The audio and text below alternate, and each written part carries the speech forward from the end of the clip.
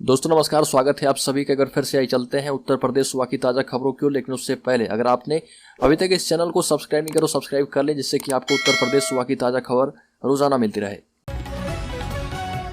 पहली बड़ी खबर, लखनऊ में सीएम योगी ने VFS global visa application centre का शुभारंभ कर दिया है।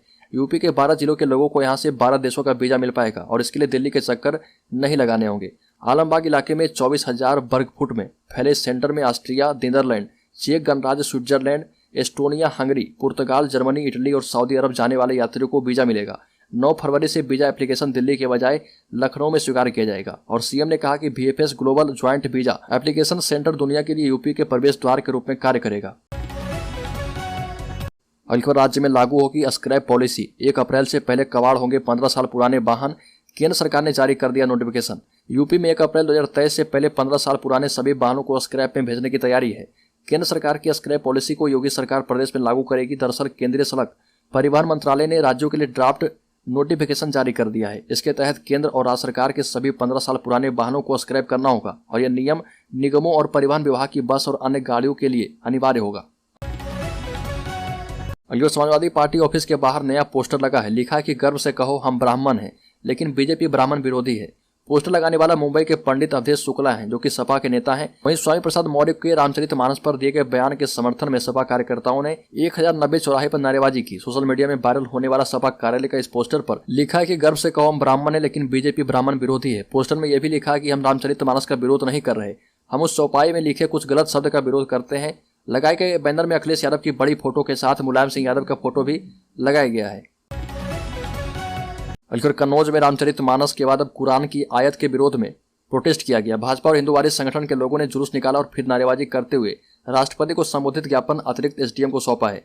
रामचरितमानस का समर्थन और कुरान की आयत का विरोध करने के लिए भाजपा कार्यकर्ताओं और हिंदूवादी संगठन के युवाओं का हुजूम जुलूस निकालते हुए कलेक्ट्रेट पहुंचा और जहां पर नारेबाजी करते हुए युवाओं ने रामचरितमानस का समर्थन किया। भाजपा कार्यकर्ता छोटू यादव ने कहा कि सामाजिक न्याय की बात करने वाले लोगों को उन सभी वर्गों के धर्म ग्रंथों का विरोध करना चाहिए जिसमें दूसरे धर्म के लोगों के लिए गलत संदेश देने का काम किया गया है। अलीगढ़ सपा प्रमुख अखिलेश यादव ने योगी सरकार पर हमला बोला और कहा कि उनकी सरकार में क्या सब शरीफ हैं और क्या खुद योगी आदित्यनाथ शरीफ हैं। आप याद कीजिए कि यह मुख्यमंत्री जी वही हैं जिन्होंने खुद पर लगे केस डिप्टी CM के भी केस वापस कराए। ऐसे मुख्यमंत्री को पद पर रहने का अधिकार नहीं है, उन्हें अपनी कुर्सी छोड़ देनी चाहिए। अखिलेश यादव ने बजट पर कहा कि केंद्र सरकार ने बजट जारी किया है, क्या किसी के चेहरे पर खुशी नजर आ रही है? बजट से हर कोई कंफ्यूज है, लोगों को बजट समझ में नहीं आया है, महंगाई चरम सीमा पर है।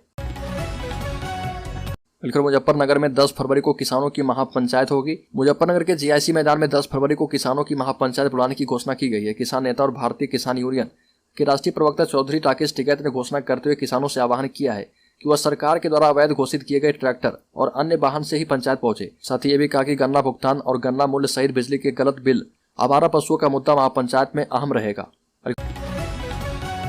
बस्ती जिले में सुहासपा के राष्ट्रीय अध्यक्ष ओम प्रकाश राजभर ने स्वामी प्रसाद मौर्य के बयान पर पलटवार किया और कहा कि 4 बार की बसपा सरकार में रहते उन्हें याद नहीं आया कि रामचरितमानस में दोहा और चौपाई गलत है और उसे हटाया जाए। बसपा के बाद वो राम की शरण में आए और बेटी राम के नाम पर ही सांसद बन गई।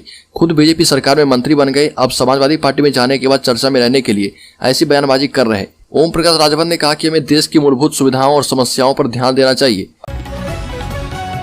बिकरू कांड में जमानत पर बाहर आई खुशी दुबे की सुरक्षा के लिए पुलिस ने घर के आसपास CCTV कैमरे लगवाए हैं।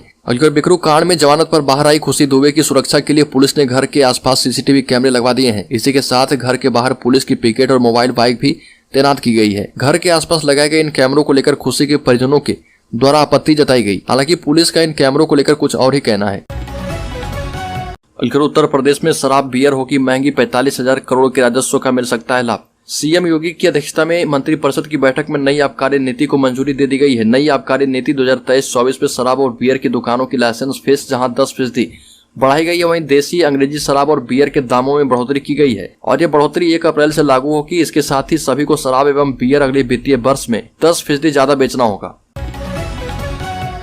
BSP अध्यक्ष मायावती ने महंगाई, गरीबी और बेरोजगारी को लेकर केंद्र की भाजपा सरकार पर जमकर निशाना साधा और ट्वीट कर कहा कि कुछ मुट्ठी भर लोगों को छोड़कर देश की समस्त जनता जबरदस्त महंगाई, गरीबी एवं बेरोजगारी आदि के तनावपूर्ण जीवन से त्रस्त है, जिनके निदान पर ध्यान केंद्रित करने की बजाय धर्मांतरण, नवांतरण, बाइकाट एवं नफरती भाषणों आदि के जरिए लोगों का ध्यान बांटने का प्रयास घोर, अनुचित एवं अति दुखद है।